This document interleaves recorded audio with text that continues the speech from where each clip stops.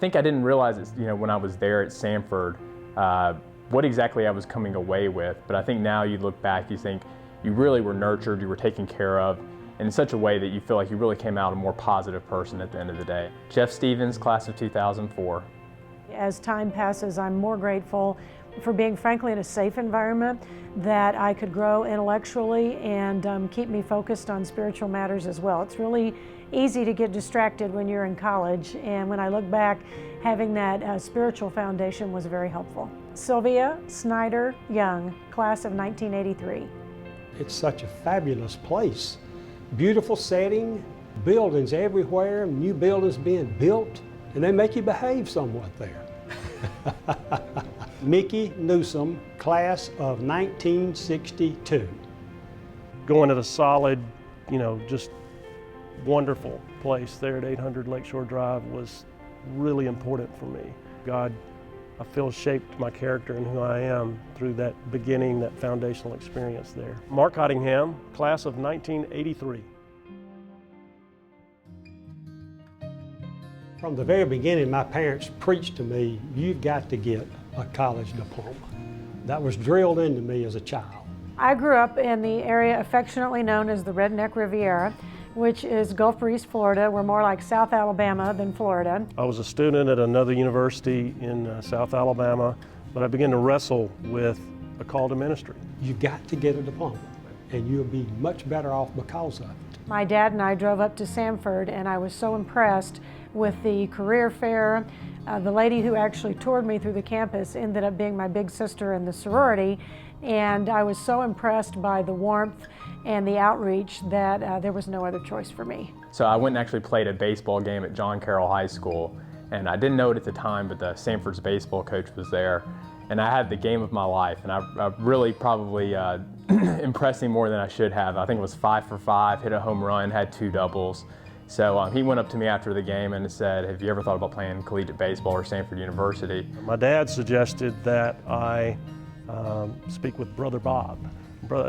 Robert Johnston, he and his wife, Miss Jean, both were Samford graduates back in the early 60s, and Brother Bob just said, you've got to go visit Samford. And I knew about the school, I knew some people that get there. I had a really favorable impression of the university.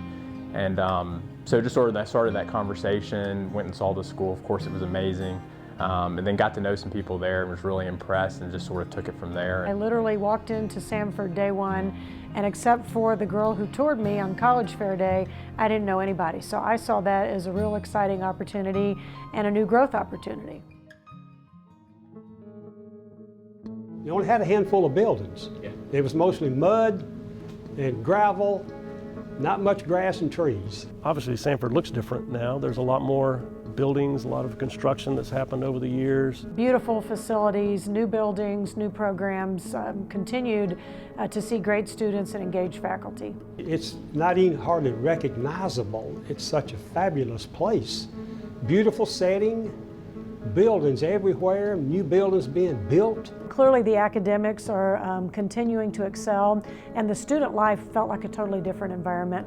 And I had a great time when I was there, so I can only imagine it's much better. There's a vibrant spirit there. I love the fact that they have, there's more college athletics, and enjoy going to the football games and stuff like that. Homecoming weekend, that really wasn't, it was different, when I was a student in the early 80s. I felt like the people at Samford were people like I had known my whole life. So it was, the friends I had made within the first 10 minutes there, I felt like I'd known them for a long time. I figured out my senior year I wanted to win an intramural championship in something. One of my claims to fame is I was the only girl who played on the flag football team my freshman year. I looked around, what would be the easiest sport to win an intramural championship in? And I thought, well, bowling has to be not that competitive. And I did it at first because I thought it'd be a great way to meet guys and get good dates. But at the end of the year, I scored a couple touchdowns and had a lot of fun and broke some barriers there by playing with the all-guy football team. So we had a team with the 3 best bowlers at Samford and myself. And so they always picked the 3 out of the best 4 scorers to use. So it was never me. But we dominated intramural bowling in my senior year, got the intramural championship t-shirt, and we're really proud of that. And I think I still have it to this day, actually. Was in a Pi Kappa Phi fraternity, kind of more the latter part of my Samford experience, but really enjoyed being a part of that and loved being with those guys. Another group of just lifelong friends. Our group, PICAP, won the step sing thing. It was the greatest step sing show ever to this day. And I loved competing in step sing every year. That was just a highlight for me. And my favorite year was when we were patterning after The Spy Who Loved Me. And we won step sing that year, and that was just a real highlight for me. I would thank my mom and dad, Hal and Earl Cottingham, just for growing up in a wonderful small town environment there. Thankful for my wife, Rebecca. She is a University of Miami graduate from back in the early 80s, but she has tolerated my passionate, I'm sure over the top sometime love for Samford. I had a father who believed that a woman could do anything and that nothing should hold her back, and I think that's been very important and vital to my success. Well, I got a great wife, Helen Newsome. I guess we got married in 1967. I hope I got that year right. And then I married a man who also shared that belief with both my career success and my daughter's. And at a time when I needed him to be home, he was, and he retired from a very successful cardiac surgery practice to become Dr. Mom at home, and he did a great job, much better than I would have. Dr. James Sharman, he was in the athletic department. I remember taking the course one summer. Betsy Holloway has been really instrumental in my life, not only from a professional, but just a personal sort of mentoring me over the past 10 years. And really, like I said, she was the person responsible for getting me into this position. So I'm really grateful for her and all she's done for me. He would give you a homework assignment. And then when you came to class the next time, you had a little test on the homework assignment.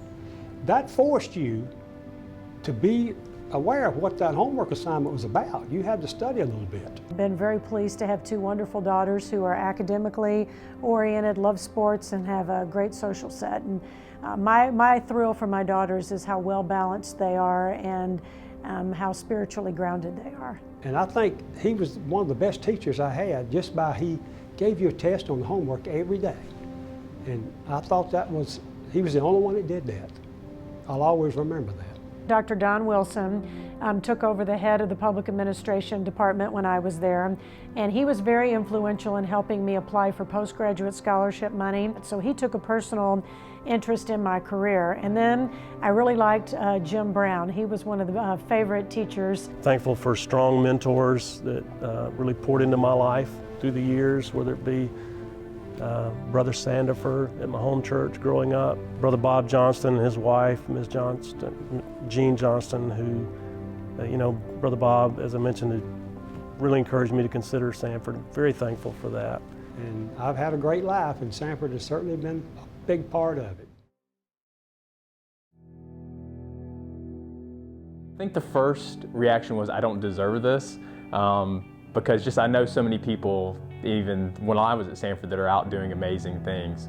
It's a great honor. I mean, because there's a lot of Samford alumni out there that are high achievers, and I was very honored to be Alumni of the Year. Obviously humbled and honored for this, and I also feel an obligation to stay connected with the university, to continue to help it grow its pedigree, reach out to other students that might want to know what alumni have been able to do post-graduating from there. My role as a student back when, as a Samford dad, and as a Samford parent, as a Samford alum, I have a passion for sharing about what's really been a meaningful thing in my life.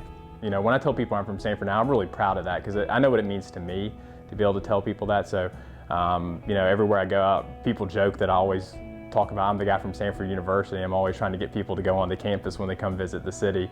So it really means a lot to me. I'm just really proud of what it's become. I really appreciate it. I was not the greatest student, but I went to class and I listened. But the things that are most important are still there. I don't know, I think it'd be really interesting to see what the next 100 years has to hold for Samford. I think I know the history pretty well, but I think I'd like to know what Samford has planned for the rest of its life. Samford's not the school for everyone, but if they're looking for a place with that type of atmosphere, where it's unapologetically Christian, academically strong, and the quality of the student body there is off the charts. And you know, just, sorry. Cut.